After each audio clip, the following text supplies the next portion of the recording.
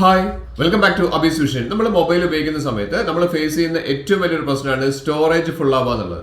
എന്തെങ്കിലും ഒരു file download ചെയ്യുന്ന സമയത്ത്, പ്രത്യേകിച്ച് നമ്മൾ എന്തെങ്കിലും പ്ലേ സ്റ്റോറിൽ നമുക്ക് എന്തെങ്കിലും ഒരു ആപ്ലിക്കേഷൻ നമ്മൾ ഡൗൺലോഡ് ചെയ്യുന്ന സമയത്ത് നമ്മുടെ സ്റ്റോറേജ് ഫുൾ ആണെന്ന് പറയും. അപ്പോൾ നമുക്ക് ആ ഒരു ആപ്ലിക്കേഷൻ നമുക്ക് ഇൻസ്റ്റാൾ ചെയ്യാൻ പറ്റാത്തൊരു ബുദ്ധിമുട്ട് വരാറുണ്ട്. പക്ഷേ ഇതിന് ഞാൻ രണ്ട് ടെക്നിക്കുകൾ പറഞ്ഞ രണ്ട് അടിപൊളി സെറ്റിംഗ്സുകളാണ്.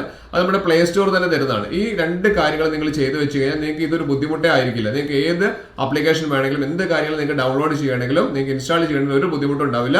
ഈ രണ്ട് സെറ്റിംഗ്സുകൾ ഞാൻ പറഞ്ഞുതരാം. അതിന് മുൻപ് എൻ്റെ ചാനൽ സബ്സ്ക്രൈബ് ചെയ്ത് കാണുന്നവരാണെങ്കിൽ ആ സബ്സ്ക്രൈബ് ബട്ടൺ തൊട്ട് ലൈക്ക് ബട്ടണും പിന്നെ എല്ലാ ഫ്രണ്ട്സിലേക്കും ഈ ഒരു ഇൻഫർമേഷൻ ഒന്ന് ഷെയർ ചെയ്ത് കൊടുക്കാൻ മറന്നു പോകരുത്. മൊബൈൽ ഓപ്പൺ ചെയ്ത ശേഷം ഞാൻ ലൈവായിട്ട് തന്നെ കാണിച്ചു തരാം.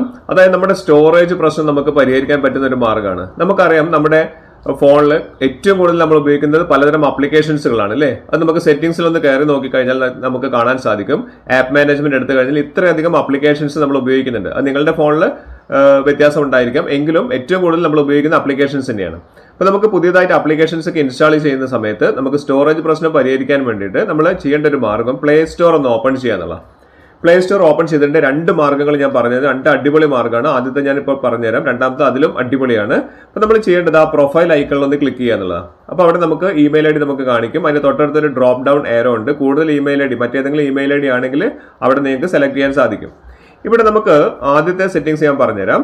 ഇവിടെ നമുക്ക് താഴേക്ക് വന്നു കഴിഞ്ഞാൽ സെറ്റിംഗ്സ് പറയുന്ന ഓപ്ഷൻ കാണാൻ സാധിക്കും. വളരെ ഇമ്പോർട്ടൻ്റ് ആയിട്ടുള്ള ഒരു ഓപ്ഷനാണ് സെറ്റിംഗ്സ് പറയുന്ന ഓപ്ഷൻ.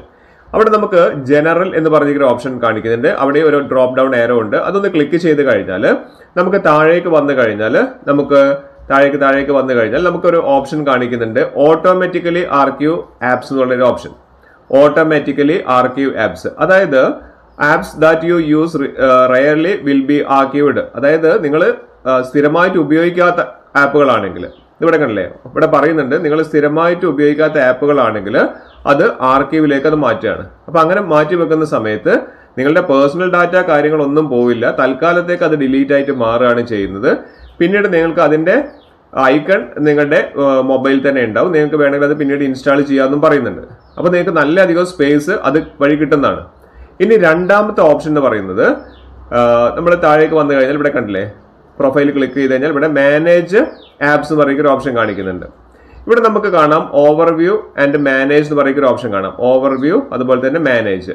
ആ മാനേജ് ഒന്ന് ക്ലിക്ക് ചെയ്ത് കഴിഞ്ഞാൽ ഇവിടെ നമുക്ക് താഴേക്ക് വന്നു കഴിഞ്ഞാൽ ഇവിടെ ഇൻസ്റ്റാൾ ചെയ്തിരിക്കുന്ന ആപ്ലിക്കേഷൻസ് ഒക്കെ നമുക്ക് ഇവിടെ കാണാൻ വേണ്ടി സാധിക്കും. കണ്ടില്ലേ, കുറേ ആപ്ലിക്കേഷൻ നമ്മൾ ഇൻസ്റ്റാൾ ചെയ്തിട്ടുണ്ട്, പക്ഷെ അതിൽ പലതും നമ്മൾ ഉപയോഗിച്ചിട്ടുണ്ടാവില്ല. അപ്പം അങ്ങനെ ഉപയോഗിക്കാത്ത, കുറേ കാലത്തേക്ക് ഉപയോഗിക്കാത്ത ആപ്ലിക്കേഷൻസ് അറിയാൻ നമുക്ക് ഈ 3 ലൈൻസ് കാണിക്കുന്നില്ല. അവിടെ നിന്ന് ക്ലിക്ക് ചെയ്ത് കഴിഞ്ഞാൽ ഇവിടെ സോർട്ട് ബൈ എന്ന് പറഞ്ഞിട്ടുള്ള ഓപ്ഷൻ കാണിക്കുന്നുണ്ട്.